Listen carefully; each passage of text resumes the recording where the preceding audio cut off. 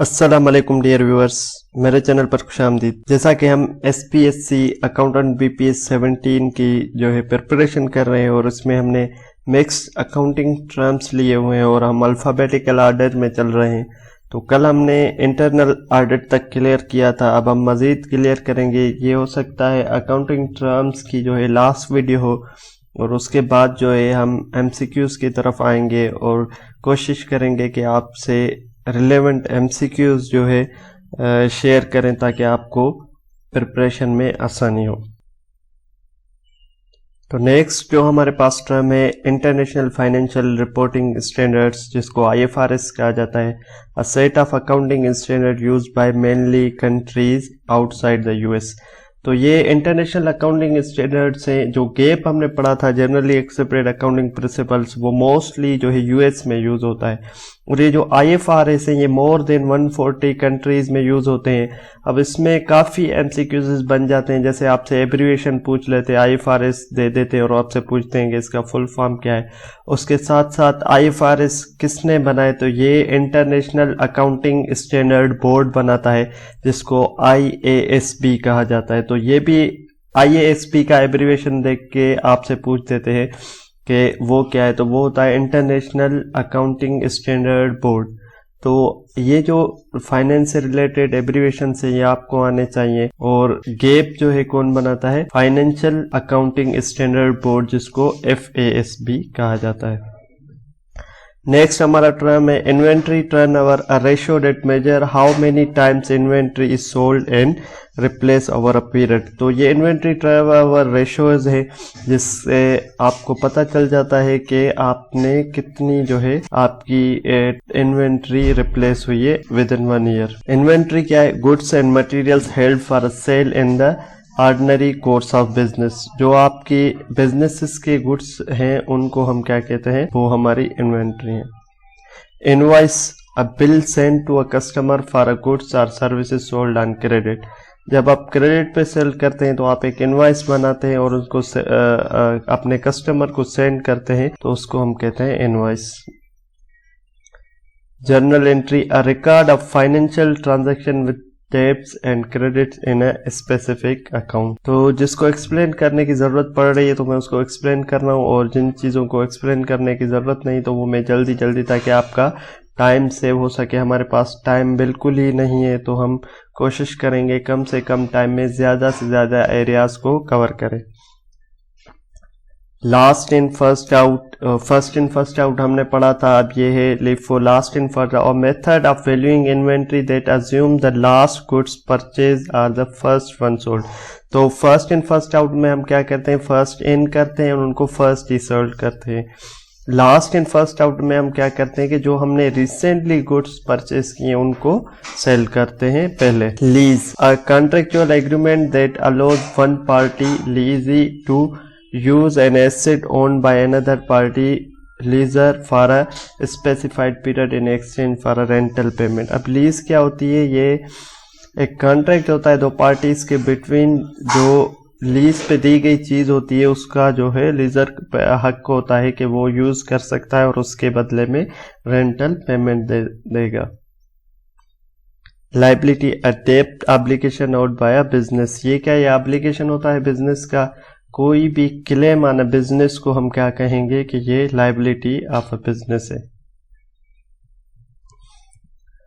Managerial accounting provides a financial and accounting information to the managers for a decision making purpose. तो ये हमने simple definitions रखी हैं ताकि आपको पता चल सके और आपके जहन में भी क्लियरली बैठ जाए।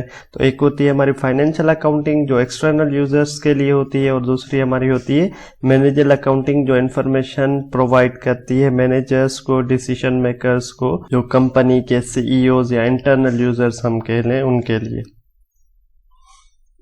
Marketable securities, investment that can be easily bought and sold on a stock exchange. जो भी हमारी इक्विटीज शेयर्स होते हैं उन सबको हम क्या कहते हैं, मार्केटेबल सिक्योरिटीज, जिनको सेल और बाय करना बिल्कुल इजी हो स्टॉक एक्सचेंज में, वो सारी हमारी क्या है, मार्केटेबल सिक्योरिटीज हो। उसके बाद है मर्जर, कॉम्बिनेशन ऑफ टू और मोर companies in a single new entity. अब क्या है कि दो पुरानी कंपनीज है वो खत्म हो रही है, उनका नाम बिल्कुल ही खत्म हो रही है। लाइक अहमद की एक अलग कंपनी, असलम की एक अलग कंपनी। अब उन्होंने अहमद एंड असलम दोनों का नाम खत्म करके एक न्यू एंट्री बनाई जो सिंगल न्यू कंपनी होगी और उसका नाम भी डिफरेंट होगा, इसको हम कहते हैं merger. Net pay, the amount of money an employee receives after deduction for taxes and other obligation। Net पे हम किसको कहते हैं, जो एम्प्लॉयज को सैलरी मिलती है after deduction for tax and other obligation. ये मैंने आपको ग्रॉस पे का टर्म समझाते हुए समझा लिया था कि ग्रॉस पे होती है एक नेट पे होती है। ग्रॉस पे जो इतना एम्प्लॉय अर्न करता है और उस अर्न पे जितनी भी डिडक्शन होनी होती है जीपी फंड के लिए अलाउंस जो है, टैक्सेस के अलाउंस, वो कट करके जो सैलरी मिलती है उसको हम क्या कहते हैं, net pay. Notes to the financial statement, ये क्या है, provided additional information and explanation that are not readily apparent in the main financial. अब फाइनेंशियल स्टेटमेंट्स में कुछ फिगर्स ऐसी होती हैं जिनको समझना बहुत ही मुश्किल हो जाता है या उनके लिए नोट्स बनाना लाजमी होता है। तो वो जो नोट्स होते हैं उनको हम कहते हैं it is the notes to the financial statement. जो मेनली फिगर्स वहां पर हमें मेन फाइनेंशियल स्टेटमेंट में समझ में ना आए तो उनके लिए हम क्या करते हैं, नोट्स बनाते हैं। Payroll accounting, the process of recording, managing employees compensation including salaries, wages, taxes and deduction। तो पेरोल अकाउंटिंग हम किसको कहेंगे, जो एम्प्लॉयज के सैलरी से रिलेटेड हो, कंपनसेशन से और वेजेस, टैक्सेस वगैरह, तो उसको हम क्या कहेंगे, payroll accounting. Next one is the पेटी cash, a small amount of cash keeped on a hand for a minor expense. अब ये एक पेटी कैश एक्सपेंसेस के लिए स्मॉल अमाउंट रखा जाता है हर बिजनेस में ताकि जो माइनर एक्सपेंसेस हो वो उससे किए जाए, उसके लिए किसी से परमिशन में नहीं ली जाती। लाइक आप डेली बेसिस पे जो एक्सपेंस कर रहे हैं अपने बिजनेस में, छोटे मोटे खाना मंगवाना ये वो, तो उसके लिए जो है एक आपके लिए पेटी कैश का अमाउंट रखा जाता है हर बिजनेस में ताकि वो इजीली उससे लिया जा सके। नेक्स्ट है टर्म पोस्टिंग। पोस्टिंग किस चीज़ को कहा जाता है, ये बहुत बार मैंने एमसीक्यूज फेस किया है इसलिए इसको रखा है। Transferring journal entry details from the journal to the journal ledger. तो यहाँ तो इस पे आ जाता है कि पोस्टिंग किस चीज़ को कहते हैं, यहाँ आ जाता है transferring journal entry details from to the journal ledger is called. फिर आपके पास नीचे ऑप्शन होते हैं जर्नलाइजिंग, पोस्टिंग, अकाउंटिंग, तो आपको कौन सा ऑप्शन सेलेक्ट करना है, posting. Prepaid expense, an expense paid for in advance of receiving the goods or service। किसी भी गुड्स और सर्विस के लिए अगर हमने एडवांस पे कर दिया है तो उसको हम प्रीपेड एक्सपेंस कह देते हैं। लाइक प्रीपेड रेंट, आप रेंट पे कर रहे हैं एडवांस में, आपका अभी मंथ पूरा नहीं हुआ, आपके अभी 6 मंथ पूरे नहीं हुए, आपने एक साथ जो है रेंट दे दिया, तो इसको हम क्या कहेंगे कि प्रीपेड एक्सपेंस। और it is treated as the asset, ये एसेट ट्रीट किया जाता है कंपनी का। मोस्टली जो है पीछे से एक्सपेंस का नाम देखकर और जो है टिक करके आते हैं एक्सपेंस, ये जो है आपकी रॉन्ग एंट्री हो जाती है। प्रीपेड एक्सपेंसेस, पीछे नाम तो एक्सपेंसेस का है but it is considered as a asset of a business. Next है price to earning ratio, PE ratio जिसको हम कहते हैं। A common valuation metric use in stock analysis calculated as a market price per share divided by earning per share. अब price to earning ratio ये calculate करता है कि हमने जो है मार्केट प्राइस पर शेयर और हमारी अर्निंग पर शेयर कैसी है, उसके रिलेशनशिप कैसे। तो market price per share divided by earning per share जो होता है वो हमारा प्राइस टू अर्निंग रेशियो होता है। Profit margin, a measure of company's profitability. Profit margin हम किस चीज़ को कहते हैं कि आफ्टर द ऑल एक्सपेंसेस वगैरह को डिडक्ट करके हमारा जो मार्जिन बचता है उसको हम प्रॉफिट मार्जिन कहते हैं। तो उसको हम क्या calculated as a net income divided by revenue और सेल्स। आपकी जो नेट इनकम है उसको डिवाइड करते हैं हम टोटल सेल्स से या रेवेन्यू से जो हमारा होता है। Receipt, document acknowledge the payment of money. अब ये देखिए कि छोटे छोटे हैं इनवॉइस, रिसिप्ट्स, बट इनकी में जो है अगर कन्फ्यूजन होती है तो आपका एमसीक्यूज गलत हो जाए। अब रिसिप्ट क्या चीज़ होती है? Document acknowledge the payment of money, जो पेमेंट ऑफ मनी के एक्नॉलेज। और इनवॉइस क्या होता है? वो जो हम क्रेडिटर्स को भेजते हैं एज ए कि आपको ये चीज़ पे करनी है। नेक्स्ट में reconciliation, matching a company's bank statement with its internal record to identify any discrepancies. जो आपकी बैंक अकाउंट में और आपकी कंपनी अकाउंट में अगर डिफरेंस आ जाता है तो फिर आप उसको क्या करते हैं कि रिकंसिलेशन के थ्रू सॉल्व कर दे। रिकंसिलेशन के थ्रू जो है उसको सेटल करते हैं कि देखें कि कौन सी पेमेंट्स आगे पीछे हो गई हैं, और उसके बाद जो है आपके जो हम बैंक रिकंसिलेशन स्टेटमेंट बनाते हैं, matching the companies bank statement with internal records, जो इंटरनल रिकॉर्ड होते हैं, तो आइडेंटिफाई एनी, जो भी हमारा कोई भी प्रॉब्लम आ गया है, कुछ पेमेंट्स आगे पीछे हो गई हैं, तो हम उनको सेटल आउट करते हैं रिकंसिलेशन स्टेटमेंट के through. Refund, the return on money that was previously paid. Refund तो आपको वर्ड से ही क्लियर है कि रिटर्न ऑन मनी जो हम रिटर्न करते हैं प्रीवियसली अगर किसी ने पे किया है। Return on asset, a measure of how effectively a company uses its asset to generate a profit. Return on assets एक रेशियो है जिससे हम मालूम करते हैं कि जितने भी हमारे एसेट्स हैं उनके बेसिस पे हमारा रिटर्न करें। अ measure of how efficiently company uses, वो कंपनी अपने एसेट्स को एफिशिएंटली यूज करके कितना प्रॉफिट जनरेट कर रही। तो इसको हम कैलकुलेट कैसे करते हैं? Net income divided by average total assets. तो ये जो फार्मूले हैं वो बजाते खुद उनके वर्ड्स से ही क्रिएट किए जाते हैं। आप देखें return on assets net income divided by average total asset.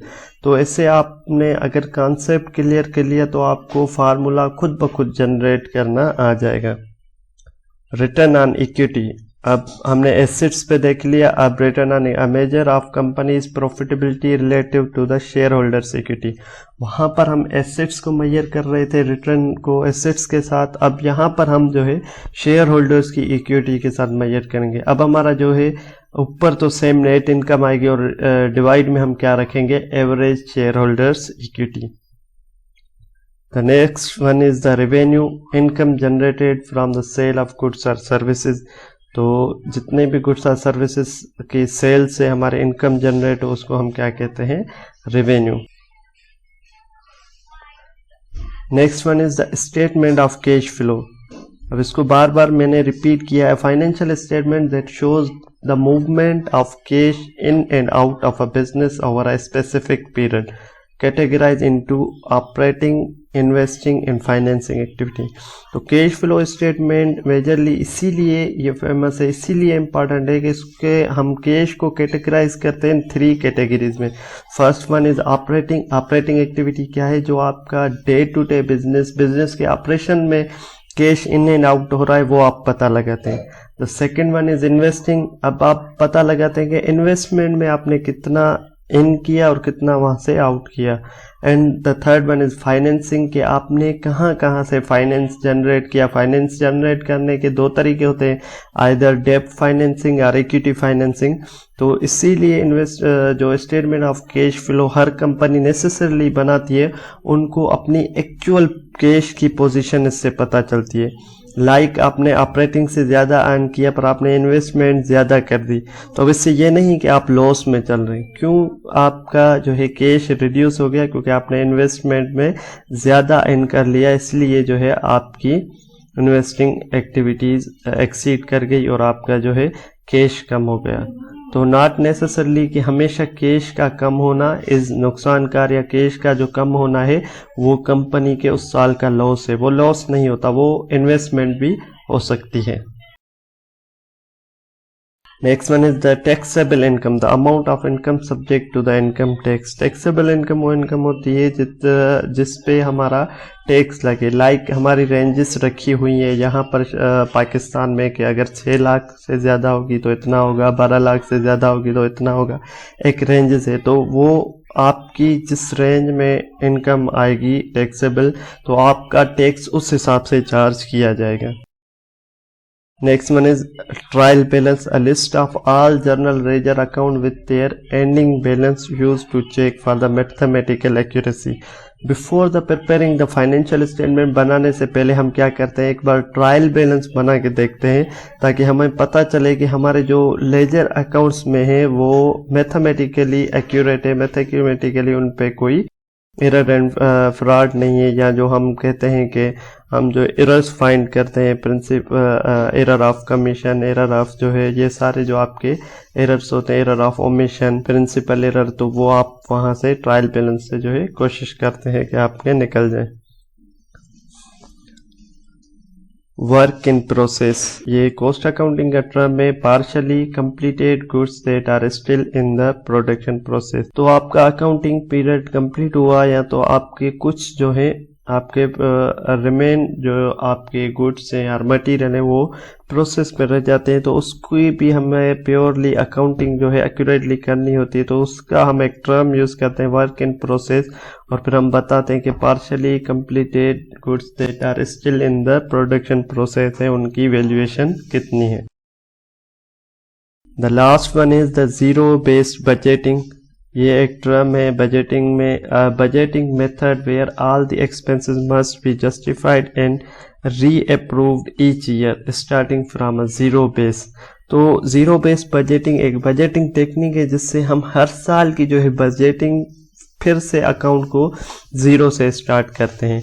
तो इसीलिए a budgeting method where all the expenses must justified, जो भी expense justified and reapproved each year, और हर ईयर उनको रीअप्रूव किया जाता है स्टार्टिंग फ्रॉम जीरो बेस, उनका जो बेस लिया जाता है वो जीरो लिया जाता है। होपफुली ये टर्म्स आपको जो है हेल्प मिली होगी, और नेक्स्ट हम देखेंगे कि हमें कौन सी इंपॉर्टेंट वीडियोस बनानी चाहिए, और आपके पास भी अगर कोई सजेशंस हो हमारे लाइक तो हमें बताएं ताकि हम उस हिसाब से प्रिपरेशन को जारी रखें। मज़ीद ऐसे इन्फॉर्मेटिव वीडियोस के लिए मेरे चैनल को लाइक करें, सब्सक्राइब करें, ताकि मेरी जो भी आने वाली नई वीडियो हो वो आप तक पहुंच सके, और आप अपने उन दोस्तों के साथ शेयर करें जो अकाउंटिंग की SPSC की तैयारी कर रहे हैं ताकि उनको भी फ़ायदा हो सके। अल्लाह हाफिज़।